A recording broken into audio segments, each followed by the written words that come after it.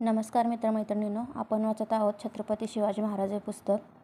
याचे लेखक आहेत कृष्णराव अर्जुन केळुसकर. यातील आपण आतापर्यंत 22 भाग वाचलेले आहेत.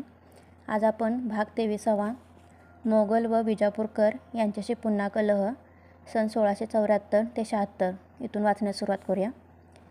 महाराजांनी आपणास मोठ्या थाटाने राज्याभिषेक करून घेऊन दक्षिणेत हिंदूपद पातशाहीची पुन्हा स्थापना केल्याचे वर्तमान ऐकून औरंगजेबास फार वाईट वाटले आणि आपला दक्षिणेतील सुभेदार खान जहान त्यांना वश असल्याचा त्याला वहीम आला. एवढे दिवस स्वस्थ बसून राहिल्याबद्दल त्याने खानास ठपका दिला. हा खान पेडगाव येथे आपली छावणी करून मजा मारीत पडला होता. राज्याभिषेक आटोपल्यावर महाराजांनी त्यांची छावणी लुटण्याचा घाट घालून 2000 घोडदळ मोगलांचे प्रांत लुटण्यास रवाना केले. त्यास हाकून देण्याकरिता खान घोडदळ घेऊन त्याच्या पाठीशी लागला. तो असा पेडगावातून बाहेर पडताच महाराजांनी त्याच्या छावणीवर अकस्मात हल्ला करून तिथल्या मोगल सैन्यास उधळवून लावले व छावणी येथेची लुटली. या लुटीत त्यांना 1 कोटी रुपये व इतर बरीच चीजवस्तू सापडली. बादशहास नजर करण्याकरता खानाने 200 उत्तम घोडे घेऊन ठेवले होते. ते त्याच्या हाती लागले. इकडे दिलेर खान गुजरातेत होता. त्याने महाराजांच्या मुलखावर स्वारी केली तेव्हा हंबीरराव सेनापतीने भडोच, सुरत वगैरे प्रांत शिरून लुटालूट मांडली. हे ऐकून दिलेर खान सैन्य घेऊन तिकडे गेला. दिलेर खानास अटकाव करण्याकरता महाराजांनी मोरोपंतास पाठवले. त्याने मोगलांच्या ताब्यातील ठाणे सर करण्याचा सपाटा चालवला. दिलेर खान परत गेल्यावर मोरोपंतांनी कल्याणास आपला पायदळाचा तळ देऊन वसईच्या फिरंग्यावर चौथाई बसवली. यावेळी फिरंग्यांनी पुष्कळ हिंदू कुटुंबावर ख्रिस्ती धर्म स्वीकारण्याकरिता जुलूम केल्याबद्दल महाराजांना राग येऊन त्यांच्यावर हा चौथाईचा हक्क त्यांनी लादला. इकडे जुन्नर येथे मोगलांची 40,000 फौज जमली असून ती महाराजांच्या मुलकात शिरण्याच्या तयारीत आहे असे कळल्यावरून त्यांनी आपल्या 25,000 फौजेनीशी त्या फौजेवर अकस्मात हल्ला केला. उभय पक्षांकडचे लोक मोठ्या आवेशाने लढले. शेवटी मोगलांचा पराभव होऊन ते सैरावैरा पळत सुटले. महाराजांच्या लोकांनी त्यांचा शेवटपर्यंत पिछा पुरवून त्यांची पुरी खराबी केली. या लढाईत मोगलांच्या पुष्कळ सैन्यांचा नाश झाला. मग जुन्नर किल्ला घेण्याचा प्रयत्न महाराजांनी केला, पण तो यावेळी यशस्वी झाला नाही. महाराज जुन्नरहून रायगडावर परत आले तो त्यांना असे कळले की फोंड्याचा किल्लेदार महमद खान हा केलेला तह मोडून महाराजांच्या तिकडील मुलखास उपद्रव करू लागला आहे. म्हणून त्यांच्यावर मोठ्या फौजेनीशी महाराजांनी स्वतः स्वारी करून त्या किल्ल्यास वेढा दिला. हा किल्ला फार मजबूत असल्यामुळे त्याला बरेच महिने वेढा देऊन राहावे लागले. शेवटी तो सर करून त्यावरील एकूण एक शिपाई कापून काढला आणि महमद खानास कैद केले. मग तिकडचे बराच आदिलशाही मुलूक काबीज करून अकोला, शिवेश्वर व काद्रा ही शहरे घेतली. यावेळी दक्षिणेस गंगावती नदीपर्यंतच्या सगळ्या मुलखावर त्यांचा ताबा बसवला. तिकडे त्यांनी भीमगड व पारगड असे आणखीन नवे किल्ले बांधून आपल्या ताब्यात आलेल्या मुलकास बळकटी आणली. फोंड्याचा किल्ला सर करण्याच्या बिकट कामगिरीत इब्राहिम नावाच्या एका शूर मुसलमान सरदाराने चांगली बहादुरी केल्यावरून महाराजांनी त्याला त्या किल्ल्यावर हवालदार केले. मुसलमानांच्या हवाली किल्ला असा हा एकच होता. प्रत्येक किल्ल्यावर मराठा हवालदार नेमावा असा महाराजांचा परिपाठ असे. तो या खेपेस त्यांनी मोडला. नंतर सुंदा प्रांतात शिरून तिकडील पुष्कळ किल्ले त्यांनी काबीज केले. कारवारचा किल्लाही त्यांनी यावेळी हस्तगत केला. याप्रमाणे महाराजांनी सगळे दक्षिण कोकण व कानडा प्रांताचा उत्तर भाग यावर आपला अंमल बसवला.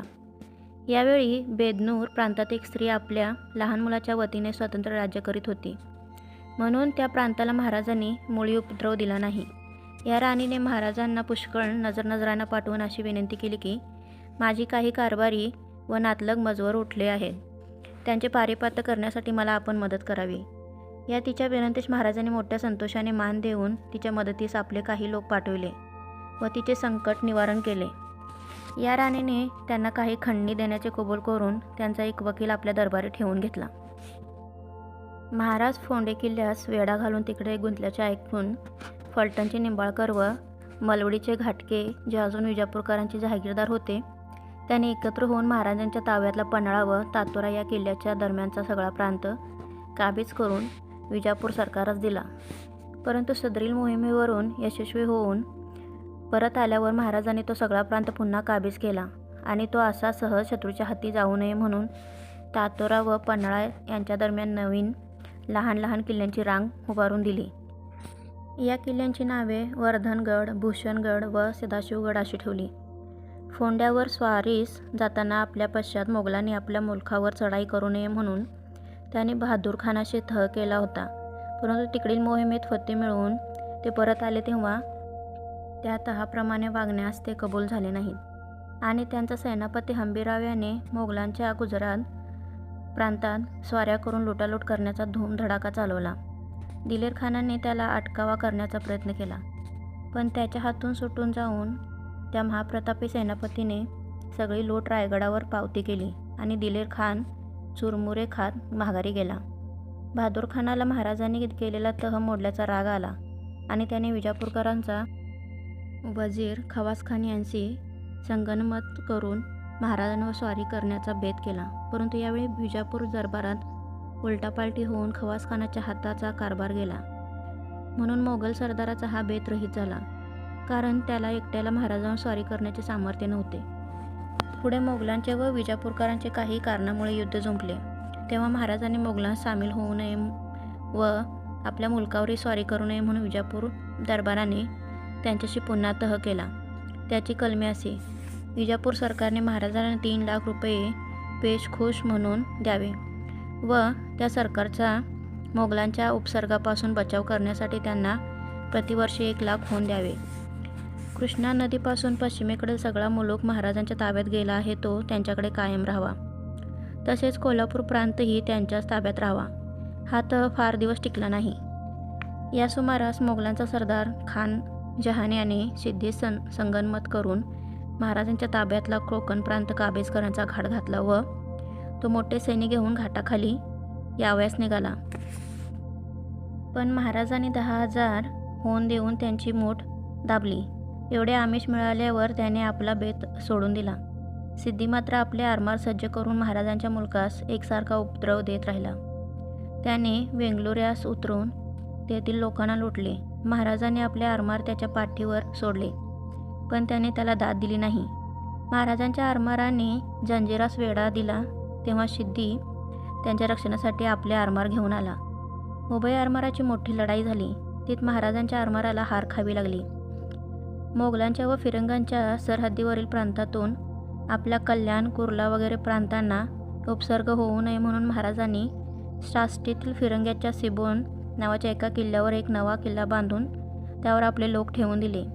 यावेळी मोरोपंतांनी 10,000 लोकांनीशी कल्याणकडे जाऊन रामनगरच्या कोळी राजाला हाकलवून देऊन तेथे आपला अंमल बसवला आणि सुरतेपासून 3 दिवसांच्या वाटेवरील काही गावे काबीज करून तेथे आपली ठाणी बसवली.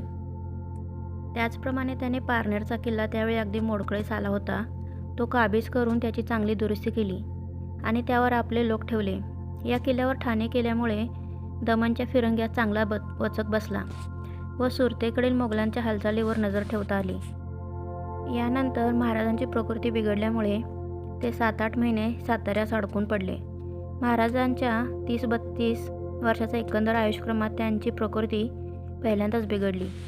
ते असे आजारी पडले असता जिकडे तिकडे अशी अफवा उठली की शिवाजी महाराज आजारी पडले असताना त्यांचा पुत्र संभाजी याने त्यांना विषप्रयोग केल्यामुळे ते मृत्यू पावले.